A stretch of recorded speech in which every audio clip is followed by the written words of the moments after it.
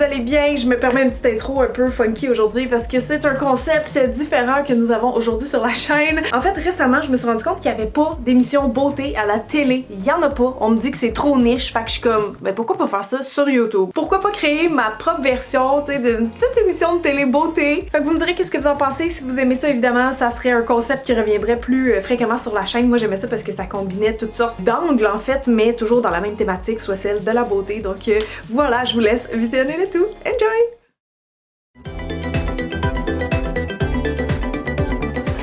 Bonjour et bienvenue à vos nouvelles beautés.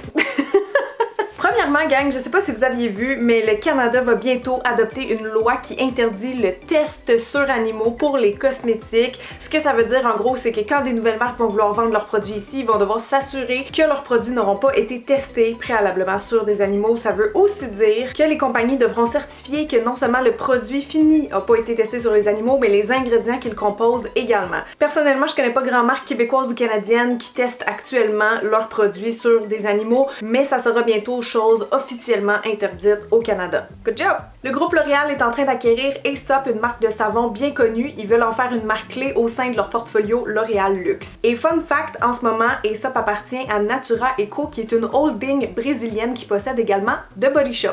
Et finalement, dans les lancements à surveiller ce printemps, on a entre autres Elf qui viennent de sortir des dupes pour les Beauty Ones de Charlotte Tilbury, ça m'a l'air bien intéressant. Et deuxièmement, on a le célèbre YouTuber James Charles qui a annoncé la sortie de sa ligne de maquillage qui s'appelle Painted, ça va sortir au courant de l'été. Voilà, c'était les nouvelles beautés avec Cynthia Dulude.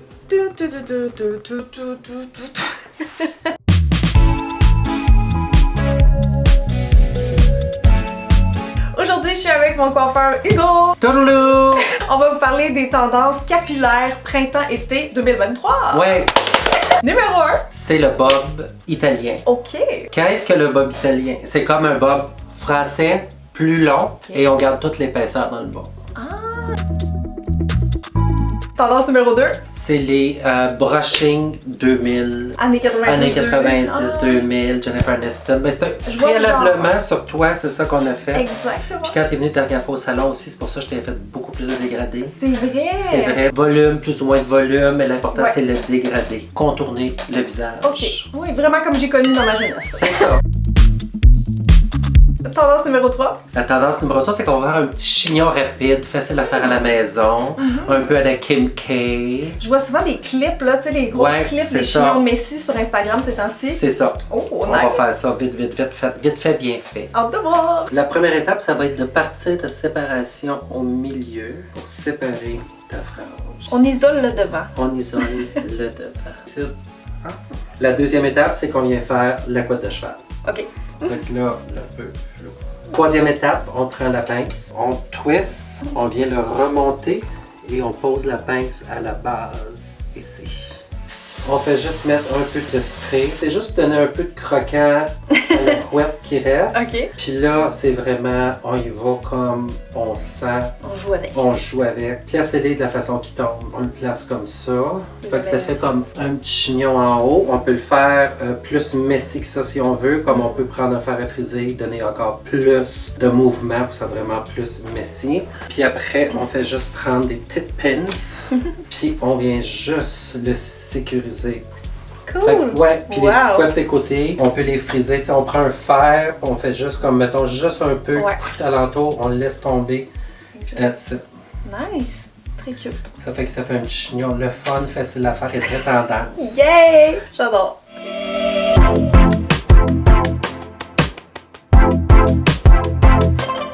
Comme vous savez, avec mon métier, j'ai la chance de tester toutes sortes de produits, une panoplie, mais à quoi bon si c'est pas pour vous trouver les meilleures pépites dans tout ça? Donc c'est parti pour mes plus belles découvertes des dernières semaines. Premièrement, si vous cherchez une crème qui est raffermissante, donc un soin anti-âge, j'ai vraiment aimé cette marque-là qui s'appelle Belloudi. C'est québécois, ils travaillent beaucoup aussi avec des ingrédients locaux. La crème de jour et celle de soir, c'est des crèmes qui sont quand même assez riches, assez nutritives. Mais si vous cherchez vraiment un effet de fermeté, un petit côté lift, là, j'ai beaucoup aimé. Sinon, mes deux autres coups de cœur skincare, ils sont tous les deux chez Aven en fait. Premièrement, il y a ce sérum-là. C'est un sérum à base d'acide hyaluronique qui s'appelle Hydrance Boost. Il me faisait vraiment penser à celui de SVH hier en pensant que j'aimais aussi énormément, mais je préfère maintenant la texture de celui d'Avène, donc c'est celui que j'utilise le plus en ce moment. Et autre gros coup de cœur, toujours dans les soins anti-âge, si jamais vous êtes habitué au rétinol ou que vous aimez les effets, cette crème-là, quand je l'ai testée, je savais pas, est au rétinal, donc ça c'est comme 10 fois plus fort, ou ça agit je pense 10 fois plus vite que le rétinol. C'est fou, genre après une nuit, ma peau était tellement lisse, tellement shiny, genre tu sais vraiment comme parfaite, ok? Donc cette crème, ça marche de feu sur moi. Pour finir sur le skincare, ça c'est un produit pour le corps que j'ai découvert récemment et je trippe ben raide. Pour moi, c'est ma nouvelle huile préférée de chez Selve. Ils ont toutes sortes d'huiles en fait qu'on peut utiliser soit dans le bain, sur la peau directement, pour faire des massages, tu sais, peu importe. Et celle-là, elle a vraiment une texture différente pour moi, c'est l'huile jasmin. Ça sent bon là. Je sais pas si vous aimez cette odeur-là, mais en tout cas moi je trippe. Ça sent vraiment genre doux, un petit peu sensuel, ça sent les fleurs un peu. Puis la texture, elle est comme très fine, donc ça fait changement des huiles corporelles qui sont souvent lourdes puis qu'on met plus l'hiver. Celle-là, en fait, je l'utilise comme un sérum, tu sais, j'en mixe avec ma crème de corps puis ça fait le plus beau glow ever. Voyez-vous la différence entre mes deux mains? Mais c'est vraiment fin sur la peau, ça fait juste comme briller naturellement, puis ça sent bon, puis ça marche bien. Écoutez, je trippe mes raides. Maintenant, côté cheveux, j'ai deux coups de cœur à vous partager. Ça, en fait, c'est un produit que je connaissais déjà. Il a été, je pense, repackagé, reformulé récemment, mais je l'aime toujours autant. C'est le vinaigre de Brillance de Yves Rocher. Ça aussi, parlant de trucs qui sentent bon, c'est juste à tomber. Ça sent les petits bonbons genre aux framboises puis ça lisse tellement les cheveux, ça les fait vraiment briller parce que ça resserre les écailles. Si vous connaissez pas, moi c'est genre un de mes must-have chez Yves Rocher là. Achetez-le si vous avez la chance. Et dans mes produits à tester, j'avais aussi ce petit kit là de JVN. C'est le Complete Hydration Set, ok? Donc c'est shampoing, conditionnant, il y a un petit masque puis ça. J'ai tellement aimé sérieux cette gamme là hydratante. À chaque fois que je l'utilise, on dirait que je le vois, mes cheveux sont un peu différents, sont comme vraiment plus lumineux, ils ont juste l'air sains, ils sont un petit peu plus gonflés aussi. Puis j'étais pas une fan jusqu'à présent des produits JVN, ils m'avaient pas convaincu, mais ceux-là puis le shampoing volume que je suis en train de tester, à date ça j'aime. Fait qu'on dirait que pour les shampoings revitalisants là, c'est plus ça pour moi là, que les autres produits que j'avais testés avant. Il nous reste juste le maquillage, je vais y aller tout de suite avec mes deux chouchous pour les lèvres. Donc premièrement, il y a celui que je porte en ce moment, que j'ai découvert dans ma vidéo où je testais des marques d'artistes maquilleurs, donc ça c'est Makeup by Mario. C'est un genre de petit sérum baume pour les lèvres qui est repulpant, genre il y a un petit effet mentholé, mais ça fait tellement le plus beau glow, le plus beau galbe sur la bouche, sérieux, je capote. Ça c'est le Rose, non, Blush Glow, pardon. Et si vous aimez ce genre de teinte très naturelle, le 35 Cheeky de Maybelline, que ça j'ai découvert en faisant, je pense, la vidéo où je testais vos favoris de pharmacie. Si vous voulez le même genre d'effet shiny, la petite teinte un peu genre bois de rose là, mais très naturelle, cette teinte est magnifique et ça tient là pendant des heures, donc coup de cœur pour les rouges à lèvres longue tenue, cette teinte là spécialement. Sinon pour mes petits sourcils, aujourd'hui, et ce que j'utilise beaucoup dernièrement, c'est le crayon de Elf, puis il est tellement pas cher, j'étais comme faut que je vous le partage parce que le Ultra Precise Brow Pencil, sérieux, il fait la job pour le prix. Genre c'est vraiment une petite mine précise, puis ça peut être un dupe là, de ben les produits à sourcils plus chers. Mascara maintenant, c'est encore vous qui me l'avez fait découvrir, c'était dans ma vidéo où je testais vos favoris du Sephora. Donc c'est le Tartelette de Tarte, c'est un tubing mascara et c'est toujours vers lui que je vais dernièrement honnêtement parce qu'il me déçoit jamais. Il fait un effet, tu sais, vraiment de cils séparés comme le télescopique, mais il y a une super bonne tenue aussi vu que c'est un mascara tube. Sérieux, j'ai jamais de grumeaux, il étire, il fait quand même de l'épaisseur, je l'aime, c'est vraiment un genre de tout en un qui me laisse jamais tomber. Et finalement, je veux faire une mention au nouveau blush de Charlotte Tilbury qui s'appelle les Matte Beauty Blush One. Donc c'est des blushs liquides. Perso, je trouve qu'ils se travaillent super bien, ils sèchent pas trop vite, puis en même temps ils tiennent mieux sur moi que les blushs en crème. Fait que même affaire, c'est vraiment vers ces blushs là que je me tourne tout le temps ces temps-ci. Et c'est ce qui conclut mes favoris du dernier mois ou des derniers mois.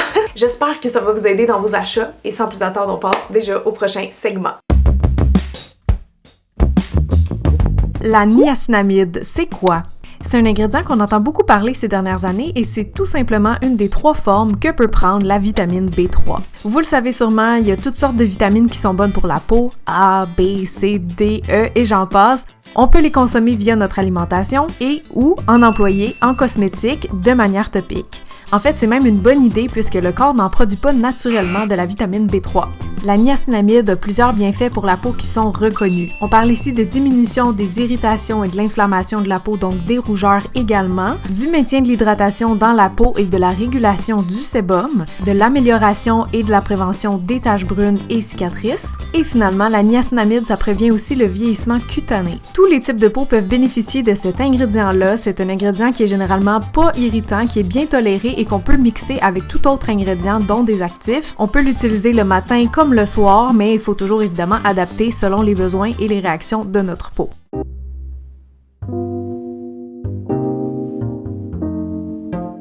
J'ai le bonheur aujourd'hui de m'entretenir avec Andréane Marquis, fondatrice de Womens et de Sans Façon Cosmétique, marque québécoise de soins de la peau et de maquillage qui a été lancée dans les dernières années. Donc on va se connecter toutes les deux dans quelques instants pour pouvoir échanger sur son entreprise. Allô Andréane! Salut! Merci d'être là aujourd'hui. J'aurais 5 questions pour toi si tu le veux bien. Je suis prête, très très prête. Ils sont ici sur mon petit carton. On va y aller déjà avec la question facile. Donc, oui. Ton produit préféré? C'est une question qui est quand même difficile. Ok, peux-tu en nommer 2? Ouais, 2 c'est correct. Okay. Maquillage, je suis vraiment très fan de notre correcteur de teint. C'est un produit que, avant de le créer, que je sais pas, là, on aurait dit que je savais pas c'était quoi un bon cache-cerne correcteur de teint. J'ai compris. Ouais. Puis je nommerais l'autre aussi qui est vraiment plus, mettons, soins, etc. Okay. C'est en une huile à cheveux, qui est comme un produit que j'utilise à toutes les fois que je me lave les cheveux, mon enfant. Fait qu'il y a quasiment 2 jours. Là. Le maquillage, oui, c'est dans mes tops, moi aussi, le correcteur, en passant. J'ai hésité avec le gel à sourcils, oui. Là, parce que, le ouais. C'est ça.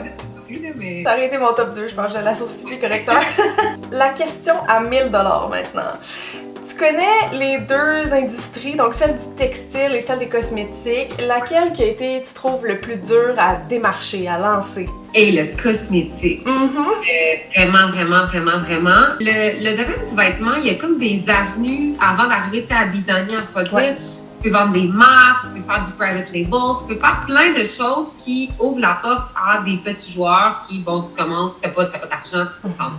Mais le cosmétique, si tu savais, c'est le nombre de laboratoires que j'ai harcelés, ils ne voulaient juste pas travailler avec nous, ça les intéressait pas. Les minimums de production sont énormes. Fait que le risque financier de dire « Ah, ben je vais faire une business, que personne n'est au courant, j'ai pas vraiment de nom dans le domaine. » Puis tu peux pas, je sais pas, je veux dire, on est au Québec, comme quand je suis pas Hailey Bieber, là, je peux pas dire je vais partir ça, puis le Sephora va le prendre, ça fonctionne pas comme ça.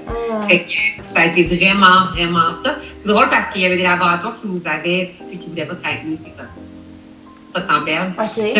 Ils m'ont réécrit. Oh, maman, ouais, c'est ça. Ah, c'est bon ça. Maintenant, j'ai la question indiscrète. Peux-tu nous teaser par rapport à un futur lancement ou une bonne nouvelle par rapport à Sans Façon? Oh, mais ça va sortir quand? Samedi! Genre dans 2 jours. On a une bonne nouvelle. Dans 2 semaines, dans le fond. La semaine du 15-16. C'est une très grosse nouvelle pour l'expansion de Sans Façon. Ouais. OK. Là-dessus. J'ai checké l'autre jour, les premières discussions que j'ai eues pour ça, c'était en 2021. Fait que, Fait qu'il y a ça. Puis on a des beaux produits qui s'en viennent aussi à l'automne, en 2024. Fait qu'en tout cas, il y avait Oh my god, c'est cool. Fait que dans 2 semaines, on peut s'attendre à une bonne nouvelle. Maintenant, j'ai la question qui tue. Est-ce que tu peux nous partager un défi que tu rencontres souvent dans l'industrie, donc dans l'industrie beauté, un challenge, toi, que tu trouves, vraiment chalant, ça pourrait être par rapport à la formulation, ça pourrait être les ventes, le marketing, y a-t-il quelque chose qui t'accroche particulièrement?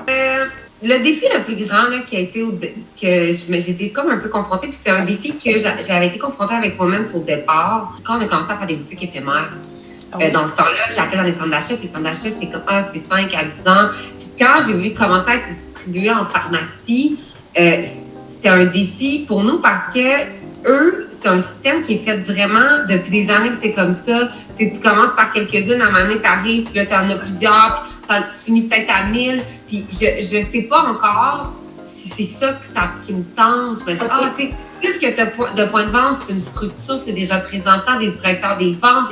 Tu sais, c'est comme une grosse structure que c'est comme un défi que je me dis, OK, oui, on veut prendre de l'expansion, mais est-ce que c'est comme, on est obligé de mettre le gaz au bout en partant? Fait que, tu sais, c'est drôle parce que c'est souvent des mentalités de, je sais pas, peut-être que c'est ma personnalité, mais c'est, tu sais, quand je parle à des gens qui sont dans le domaine, c'est comme, ouais, prends-en plus.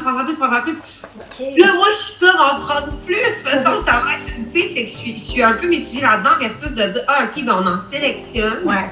Dans les villes où on style, mettons que nos clients sont, qui viennent sur le site, on prend le temps de bien le faire. Tu sais, là, j'ai fait 2 événements dans les familles prix, mais on se promène, on va à l'encontre des clients. Tu sais, c'est ça qui... Je me dis peut-être que je vais changer d'idée, plus que d'avancer dans le domaine. Pour l'instant, je suis un peu plus dans le... Tu sais, comme là, on fait un événement à la baie de Beauport, on fait comme une classe de maître, là.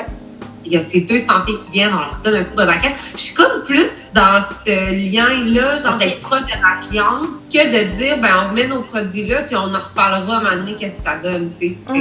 Fait que pour l'instant, un de tes défis, ça serait c'est ça, de trouver l'équilibre entre la vente en ligne puis la vente en succursale, qu'est-ce qui vaut la peine.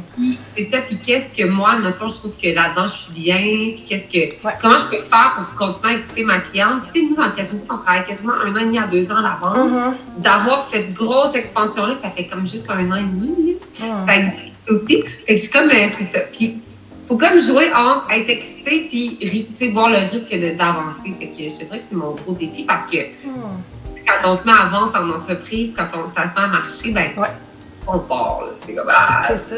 Ben, c'est un bon questionnement que t'as, je pense. Donc maintenant, la question bonus. Est-ce que t'aurais un rêve, un but ultime pour Sans Façon? Je sais pas moi, être racheté par un gros groupe, être vendu chez Sephora, être, je sais pas, sortir une plus grosse gamme. Rêve ultime, ça serait que Sans Façon existe encore dans 20 ans. OK. Il était une entreprise comme que les Wattie qui est maintenant Wattie. Ça serait vraiment ça mon rêve. Moi, je suis plus dans la longévité que fait que j'aimerais vraiment ça. Je le pense pour Women's aussi. T'sais, dans 20-30 ans, elle existe encore, elle a sa place dans le marché, puis c'est quelque chose qui... Dans le cosmétique encore plus, parce que quand on va en pharmacie, on se rend compte que il n'y a pas beaucoup de joueurs québécois, il n'y a pas beaucoup de joueurs canadiens, parce que c'est tellement c'est des gros projets, il y a beaucoup dans le soin de la peau, pas beaucoup dans le maquillage, fait que ça serait comme mon rêve. D'où ma réflexion que j'essaie toujours d'avancer étape par étape pour m'assurer qu'on puisse rester à travers le temps. C'est sûr qu'il y a le Sephora, mais on a regardé, c'est quand même compliqué. Ouais, j'aime ta réponse, dans le fond, juste la pérennité, point, tu sais, de pas sentir justement que ça a été fait juste comme... Tu sais, il y en a des marques des cosmétiques que c'est des feux de paille, là, c'est ça que je veux dire, fait que je trouve ça le fun que tu aies une vision à long terme puis de dire comment si ton nom existe encore, comme tu dis, Wattier, tu sais, comme la réputation, dans le fond, d'une marque, là, je te le souhaite. Parce que nous, Sans Façon, c'est une gamme simplifiée. Fait que tu veux trouver l'avenue en te dire, ben, on veut sortir des nouveaux produits, mais en même temps, si on veut rester là pendant 20 ans, on va se ramasser avec combien de produits? Là, tu veux pas sortir 5 par année. En même temps, la nouveauté fait que des fois, tu fais l'acquisition client, tu gères des nouvelles ventes. Et c'est toujours de un peu nager là-dedans, de dire, OK, qu'est-ce que la cliente a veut? Comment on peut lui créer des produits de qualité? Comment on peut aller en chercher un autre? Puis perdurer à travers le temps. Fait que, c'est justement là, je pense que c'est vraiment d'écouter notre cliente le plus possible, puis de voir qu'est-ce qu'elle peut dire, puis après ça, de mettre en branle pour le créer. Fait que, ça tourne autour de ça. Tu comprends. Oui, là aussi, il y a un équilibre, je pense, à trouver. Écoute, j'en parlerai pendant des heures avec toi parce qu'évidemment, c'est un domaine qui m'intéresse, mais merci beaucoup pour ton temps. Puis merci à toi. Je suis très contente d'en avoir appris plus sur ton entreprise. Génial, merci. Merci beaucoup. Merci. Pour ce premier tutoriel express, j'avais envie de m'inspirer d'Instagram, de looks d'influenceurs qui sont très tendances dans le moment, et mon choix s'est arrêté sur le liner coloré que j'adore parce que c'est une excellente façon d'intégrer de la couleur facilement. Donc on commence avec la base, bien sûr. J'ai choisi d'attraper une CC crème avec un FPS plutôt qu'un fond de teint étant donné qu'on est le printemps. Je viens ensuite corriger mes cernes et toute autre trace de petites imperfections dans mon visage. C'est facultatif, mais moi à cette étape, des fois j'aime bien utiliser une poudre bronzante en crème ou un fard de contouring pour sculpter un peu mon visage. On ajoute ensuite de la poudre libre aux endroits qui ont tendance à briller ou à bouger facilement. Et on passe au maquillage des sourcils. Dans mon cas, j'aime bien venir les remplir avec un crayon avant de les fixer avec un gel transparent.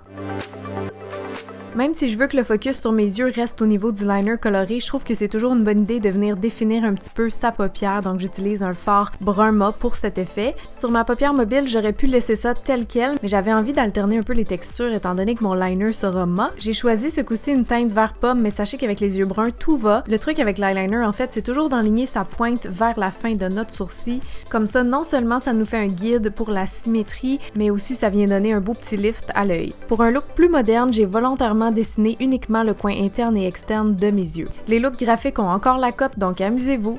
Je recommande toujours l'utilisation d'un recourbe-cils avant l'application du mascara parce que ça fait paraître les cils beaucoup plus longs et le regard plus ouvert. Et une autre astuce de maquilleuse qui fait toute la différence, c'est ce qu'on appelle le tight lining. Donc avec un crayon noir qui tient bien, vous allez ourler la muqueuse supérieure de l'œil pour un œil vraiment mieux défini et une ligne de cils qui a l'air beaucoup plus remplie. On est maintenant rendu à l'avant-dernière étape, soit celle du blush. J'en ai pris un qui était d'une belle couleur vitaminée, tout comme l'huile pour les lèvres que j'ai appliquée en touche finale.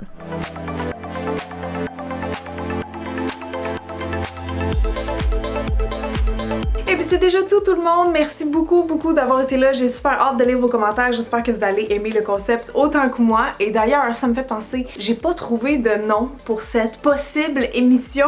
Donc si vous avez des suggestions, que ce soit un petit jeu de mots, quelque chose qui ferait référence à la beauté, à mon nom, n'importe quoi, laissez-moi ça en commentaire parce qu'on pourrait en faire une série officielle comme ça. Donc gros bisous, merci beaucoup d'avoir été là encore une fois et je vous dis à la semaine prochaine. Bye!